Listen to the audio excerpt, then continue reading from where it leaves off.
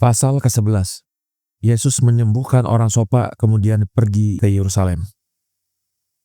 Dan ketika Yesus turun dari bukit untuk pergi ke Yerusalem, bertemulah dia dengan seorang sopa yang telah mengetahui dengan ilham ilahi bahwa Yesus itu nabi. Maka memohonlah orang itu sambil menangis kepada Yesus seraya berkata, "Ya Yesus, anak Daud, kasihanilah daku." Yesus menjawab, "Apa yang kau kehendaki, wahai saudara, aku berbuat untukmu?" Maka menjawablah orang yang berpenyakit sopa itu, "Ya Tuhan, berilah aku kesembuhan." Ditegurlah dia oleh Yesus seraya berkata, "Sesungguhnya engkau seorang dungu. Mohonlah kepada Allah yang menciptakan engkau, dan dialah yang akan memberikan kesembuhan, karena aku adalah seorang manusia seperti engkau." Dan si sopa menjawab, "Saya mengetahui, wahai Tuhan, bahwa engkau adalah seorang manusia. Akan tetapi engkau kudus Tuhan, maka mohonlah kepadanya dan dia akan memberikan kesembuhan." Yesus menarik nafas seraya berkata, "Wahai Allah, Tuhan yang Maha Kuasa, demi kesayanganmu dan kepada nabi-nabimu yang suci, sembuhkanlah orang yang sakit ini."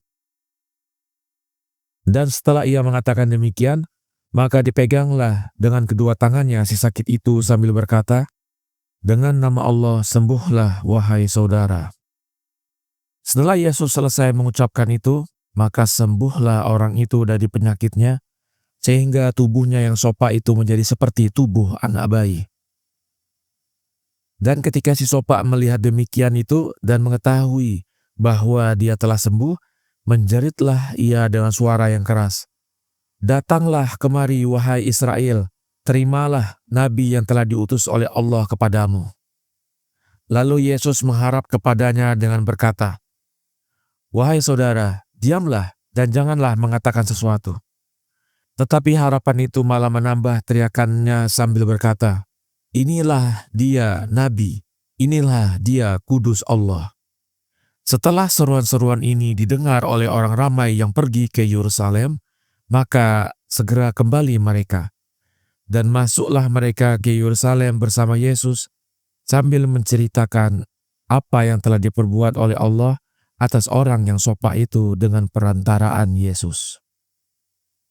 Pasal ke-12. Nasihat pertama yang diberikan oleh Yesus kepada masyarakat dan keajaiban-keajaibannya yang menyangkut nama Allah. Maka gemparlah seluruh negeri karena kalimat-kalimat ini. Dan berduyun-duyunlah orang ramai ke bait Allah untuk melihat Yesus yang masuk ke dalamnya untuk sembahyang, sehingga sesaklah tempat bagai mereka. Majulah para imam ke depan Yesus seraya berkata, "Sesungguhnya masyarakat ini gandrung untuk melihatmu dan mendengarkan petuah-petuahmu. Maka naiklah engkau di atas altar ini, dan apabila engkau diberi oleh Allah sepatah kata, ucapkanlah itu dengan nama Tuhan." Naiklah Yesus ke tempat yang biasanya ahli Taurat berkhotbah di situ. Dan dikala ia mengisyaratkan dengan tangannya untuk meminta mereka tenang, lalu ia membuka mulutnya seraya berkata, "Maha nama Allah yang kudus dari kemurahan dan rahmatnya, maka menghendaki diciptakan para makhluknya untuk mengagung-agungkan dia. Maha berkah Allah yang kudus yang telah menciptakan cahaya para kudus dan nabi-nabi sebelum segala sesuatu untuk mengutusnya bagi keselamatan dunia.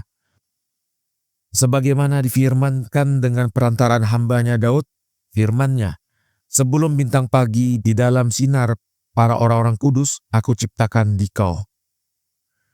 Maha berkah Allah yang kudus yang menciptakan para malaikat untuk berkhidmat kepadanya. Dan maha berkah Allah yang menghukum dan menghina setan serta pengikut-pengikutnya yang enggan bersujud kepada siapa yang Allah suka untuk mereka sujud.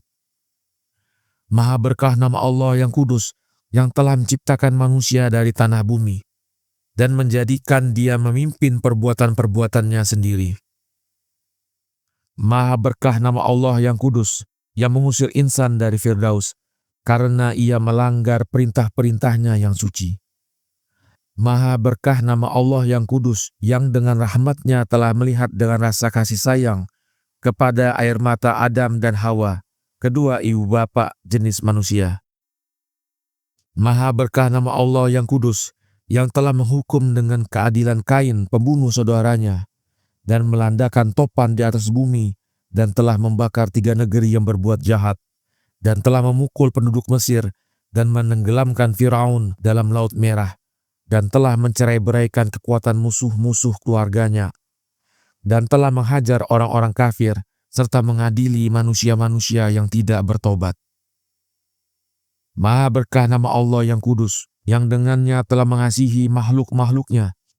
Maka diutusnyalah kepada mereka para nabinya, agar supaya mereka berjalan dalam kebenaran dan kebajikan di hadapannya, yang menyelamatkan hamba-hambanya dari segala kejahatan dan menganugerahkan kepada mereka bumi ini sebagai yang telah dijanjikan kepada bapa kita Ibrahim dan putranya untuk selamanya. Kemudian menganugerahkan kepada kita syariat yang suci kepada tangan hambanya Musa, agar kita tidak tertipu oleh setan dan dimuliakan kita di atas seluruh bangsa.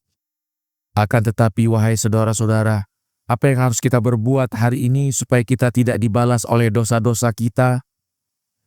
Di saat itu Yesus mencela masyarakat itu dengan sekeras-keras cela, karena mereka telah melupakan firman Allah dan telah menyerahkan diri mereka diseret oleh angan-angan belaka.